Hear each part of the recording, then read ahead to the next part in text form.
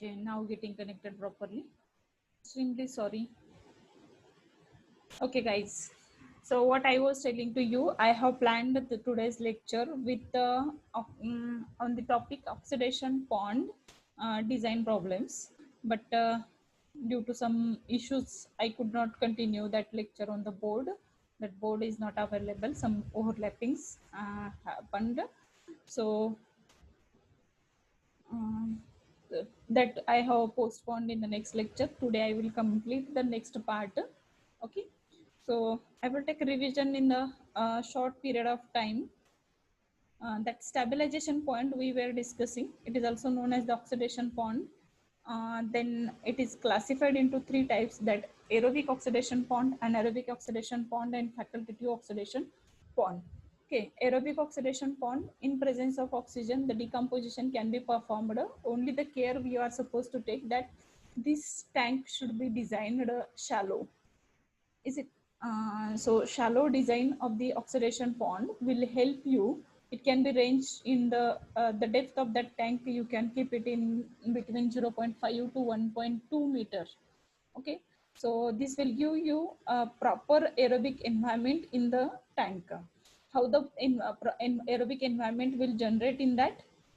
Aerobic environment will generate by due to the wind blowing and penetration of sunlight up to the bottom will allow to have the growth of aquatic plants, and this aquatic plant will perform their respiration activity and the photosynthetic activity.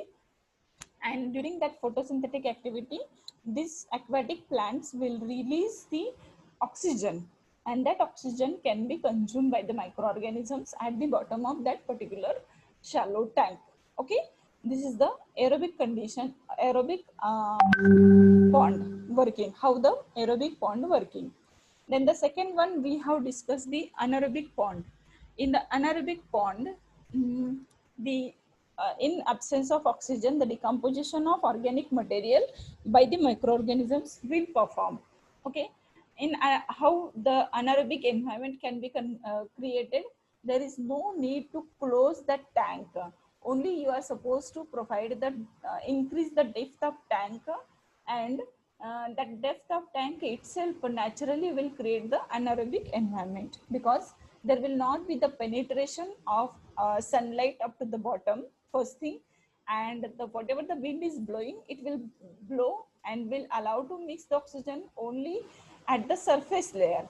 It will not go down. So only surface layer will be the aerobic environment, and up to the bottom with the anaerobic environment, and decomposition will perform as per the four stage model what we have studied in the first part of this chapter.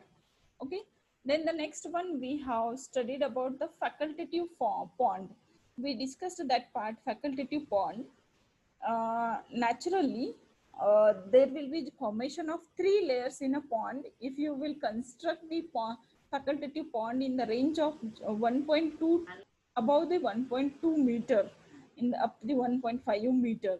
Is it 1 meter to 1.5 meter if you are going to construct? So the top layer, as the wind is blowing, it will be aerobic zone.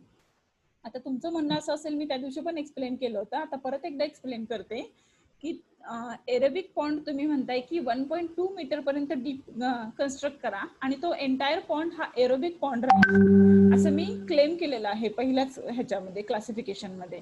आणि आता इथं दाखवताना figure मध्ये फक्त 0.2 to 0.6 layer हा aerobic पॉन्डचा दाखवते. तर त्याच्या मागचं रिझन काय आहे की 0.2 to 0.6 जो सरफेस लेअर आहे, so natural wind is blowing at the surface and that is creating the aerobic environment in that particular pond. आणि मग तुमचा दुसरा क्लेम जो आहे की एरोबिक पॉन्ड कन्स्ट्रक्ट करताना it can be constructed up to 1 metre और 1.2 metre, then how the environment is getting aerobic in that. तर त्याच्यामध्ये तुम्हाला ती कन्स्ट्रक्शन जे तुम्ही 1 मीटर डीप केलेलं आहे तिथं तो तळ लागतोय आणि the sun radiation penetration will reach up to that, बरोबर आहे, 1 मीटर. आणि म्हणून तिथं त्या तळाला ॲक्वॅटिक प्लांटची ग्रोथ होते, आणि ॲक्वॅटिक प्लांटची ग्रोथ झाल्यामुळं तिथं जो बॉटमचा जो राहिलेला 0.6 चा लेअर आणि अप टू 1 मीटर किंवा 1.2 मीटरचा लेअर जो आहे तो नॅचरली तिथं जी aquatic photosynthetic activity of aquatic प्लांटच्या होतात, त्याच्यामुळं तो त्याची एरोबिक एन्व्हायरमेंट क्रिएट होते. आणि या केसमध्ये आपण डेप्थ वाढवतोय, आणि डेप्थ वाढवल्यामुळं तळापर्यंत पेनिट्रेशन होत नाही सनलाईटचं, आणि सनलाईटचं पेनिट्रेशन जर तळापर्यंत नाही झालं तर तिथं ॲक्वॅटिक बॉडीजची ग्रोथ कमी राहते, बरोबर आहे, ऑलमोस्ट निग्लिजिबल राहते. आणि म्हणून तिथं ते फोटोसिंथेटिक ऍक्टिव्हिटी परफॉर्म होत नाहीत आणि एरोबिक एन्व्हायरमेंट कन्वर्ट होत नाही, बरोबर आहे. So that itself is creating the anaerobic environment at the bottom and at the top aerobic environment. Okay. सो आणि मग त्याच्यामध्ये थोडासा मिक्स, इकडचं एरोबिक एन्व्हायरमेंट आणि इकडचं अनएरोबिक एन्व्हायरमेंट, असं मिक्स लेअर जो तयार होतो, त्या मिक्स लेअरला फॅकल्टेटिव्ह पॉन्ड म्हणायचं, फॅकल्टेटिव्ह झोन म्हणायचं, in which the aerobic as well as anaerobic microorganisms can work together for the decomposition of organic material. Okay, so without providing any separation material, it will be developing the three different layers in a one pond. The first one is the aerobic, second one is the facultative, and the last one is anaerobic pond, is known as the facultative pond. We have drawn this figure, is it, and we have discussed the oxidation pond advantages and disadvantages. Only the part is remained that right about the facultative point, is it? So now I request you to write down about the facultative pond.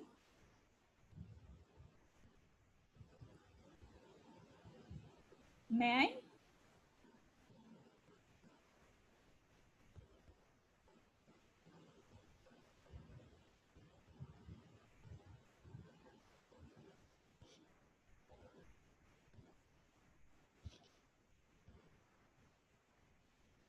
One second.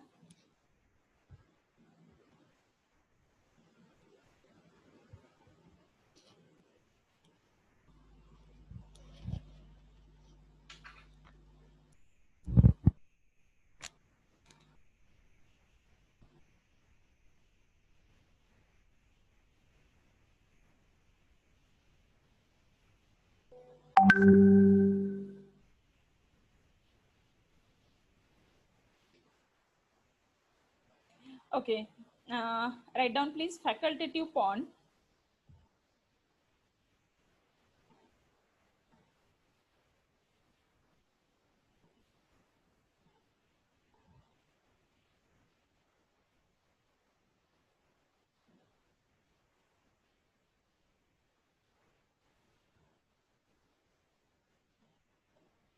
A facultative pond combines the features of a facultative pond combines the features of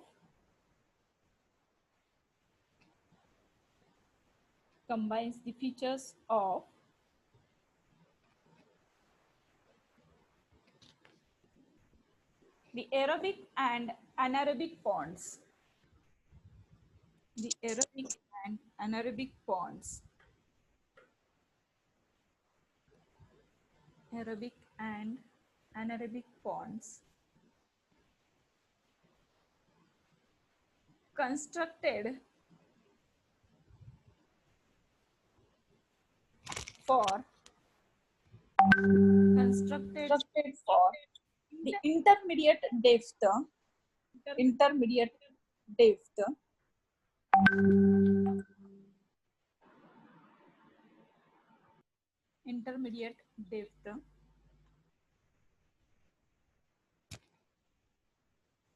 that is 1 to 1.5 meter.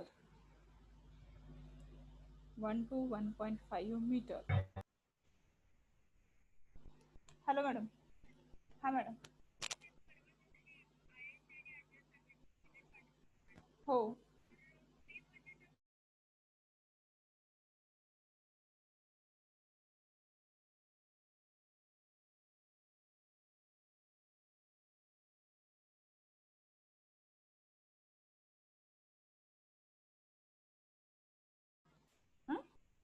COVID for February and post COVID for September.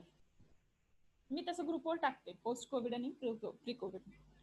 Yes, yes, yes, yes. Okay, okay. Yeah. Okay, continue, please. Uh, a facultative pond combines the features of aerobic and anaerobic ponds constructed for intermediate depth, that is 1 to 1.5 meter. Full stop.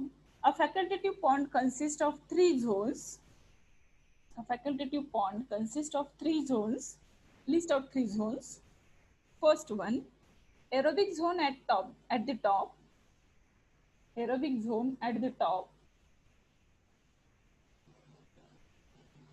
Second one,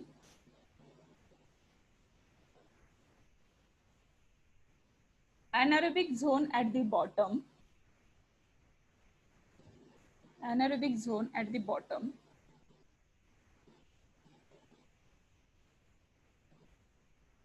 And third one,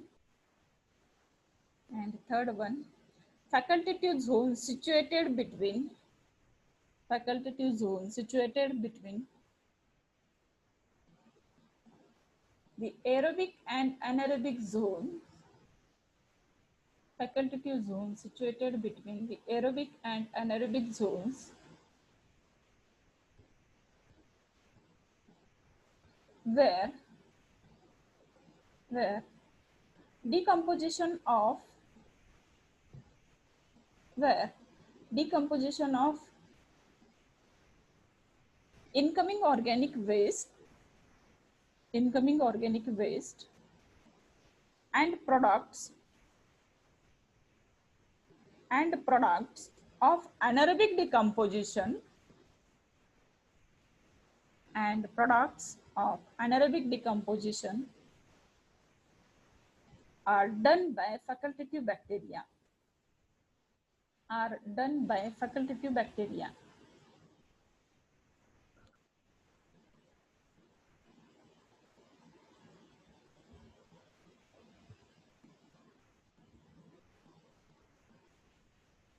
are done by facultative bacteria. The top aerobic layer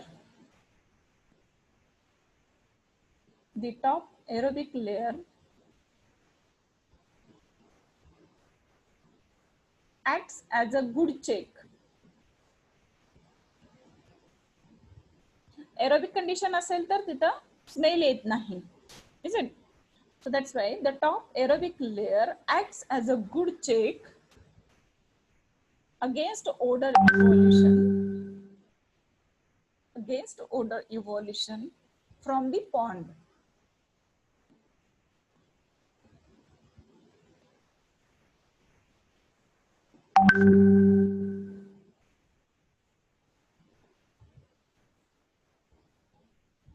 The pond depth inhibits mixing. The pond depth inhibits mixing. Inhibits mixing. Hence, organic solids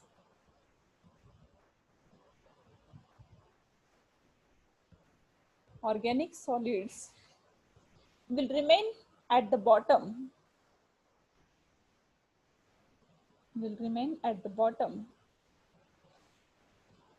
and will be subjected to anaerobic decomposition and will be subjected to anaerobic decomposition.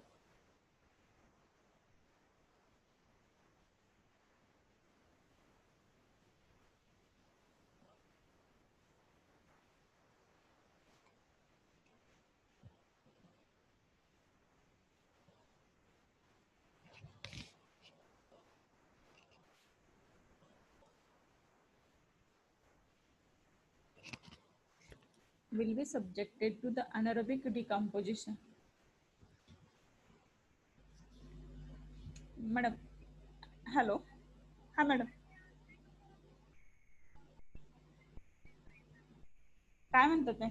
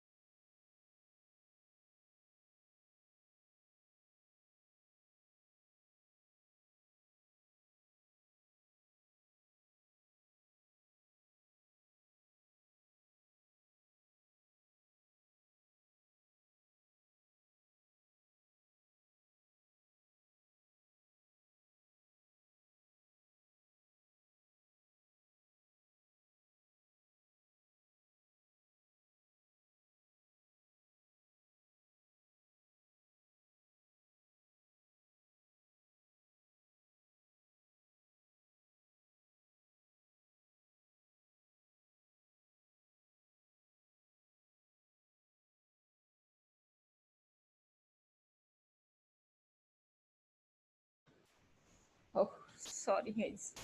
Today's lecture is having many more disturbances. So please continue. The top layer acts as a good check against odor evolution from the pond. The pond depth inhibits mixing, hence organic solids which settle will remain on the bottom and will be subjected to the anaerobic decomposition. Okay, full stop. The action in aerobic zone is similar to the action in aerobic zone is similar to the aerobic pond. Aerobic pond.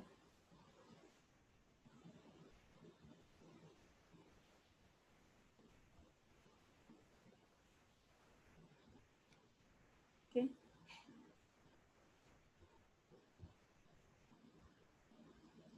Hence, the facultative pond is hence the facultative pond is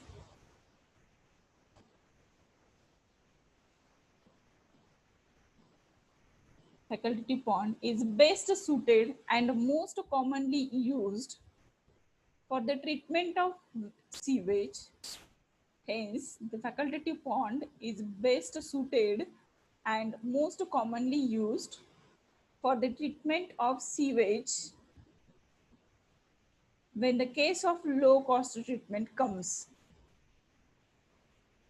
Hence, the facultative pond is best suited and most commonly used for the treatment of sewage